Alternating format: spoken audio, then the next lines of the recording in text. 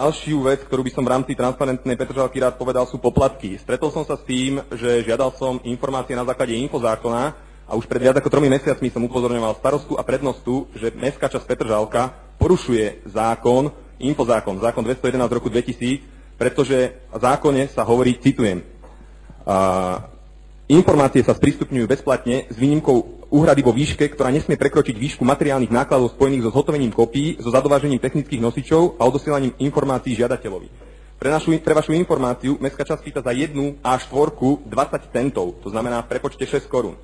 Len tak a to nesmie dávať do nákladov, nesmie tam mať zisk, nesmie tam dávať opotrebenie, nesmie tam dávať mzdu, nesmie tam dávať energetické náklady. Jediné, čo môže dať do nákladov, je papier, toner a poštovné.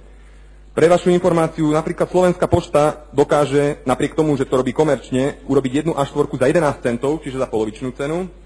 Firma Faxcopy to dokáže urobiť za 10 centov. Firma Copy Office dokáže tú istú službu spraviť za 8 centov. A ďalšia firma Plotbase to dokáže spraviť za 5 centov.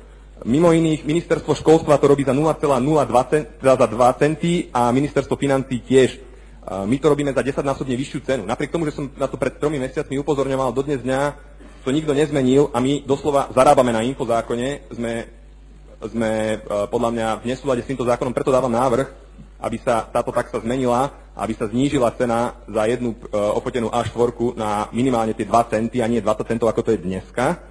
Malá poznámka. Druhá. Obce a mesta si robia sami cenotvorbu týchto v zmysle infozákona. Táto cena nie je nová, túto sme zdedili, ja osobne na nej trvám, ak to bude pokračovať týmto smerom.